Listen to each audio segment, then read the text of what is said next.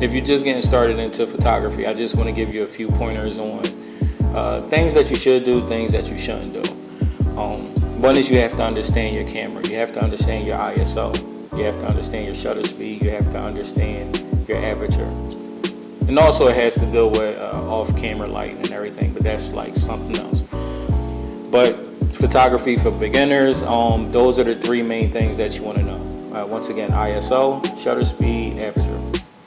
When I'm doing events, I never take my ISO over 800. The higher your ISO is, the more grain that you're going to invite into your camera when you actually take a picture.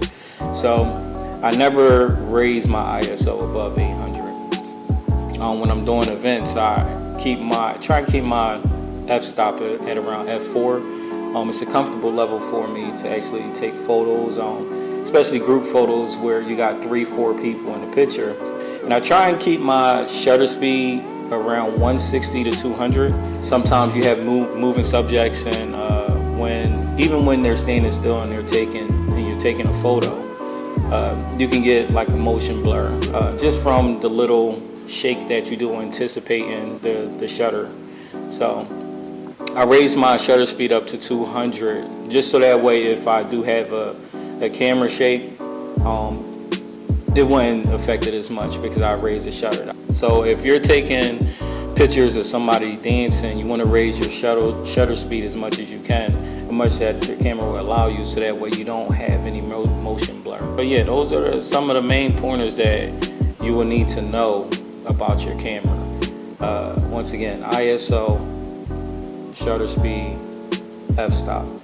Me, I'm a self-taught photographer.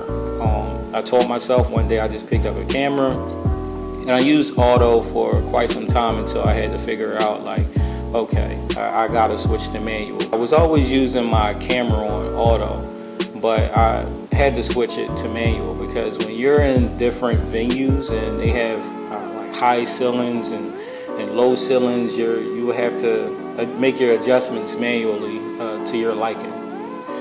So I do urge everyone to get off of auto.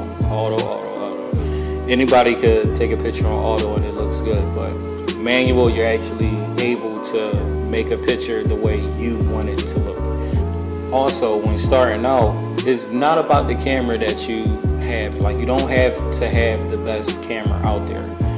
When I first started my photography journey, I had a Canon T6. The Canon T6. I brought that camera for about $600, I believe, $700. It was a kit. It came with a 70 to 200, and it came with a 18 to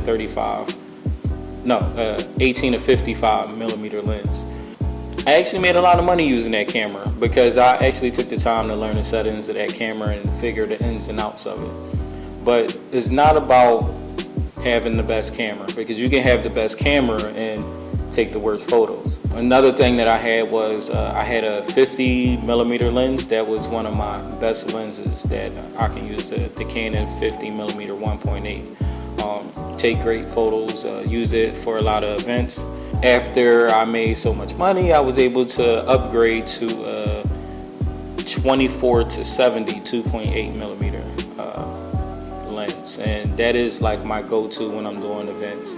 You're able to go wide, you're able to zoom in, so that is the best lens that I have in my bag so far. The best thing that I can tell you guys is, if you want to learn about photography, put that camera on manual mode. Just go out and take photos. It doesn't hurt. You learn something new every time you pick up that camera and you go out and you take photos. Take photos in the daytime, take photos in the nighttime. If you're taking photos in the nighttime, make sure you bring your tripod with you, because you would have to slow down the shutter speed so that way you can bring in more light. But I do urge you to just practice. So it's always good if you have a friend that's actually into events and you can ask can you tag along, just so that way you can practice being in that environment, so that way you can take pictures. Just so that way you can get a feel and an idea of what to do, the do's and don'ts when you're doing event photography.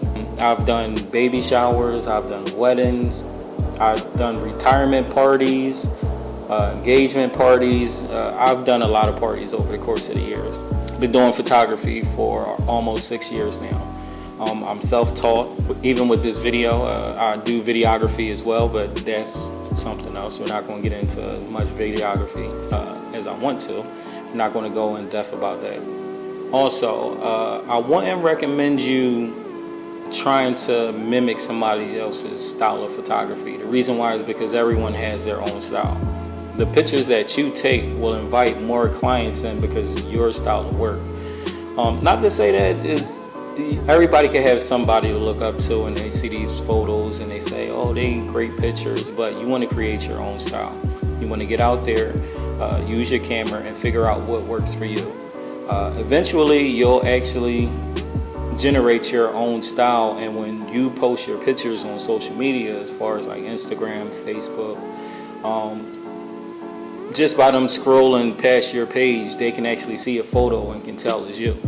So believe it or not, just by practicing, you'll actually come up with your own style and how you like to take photos.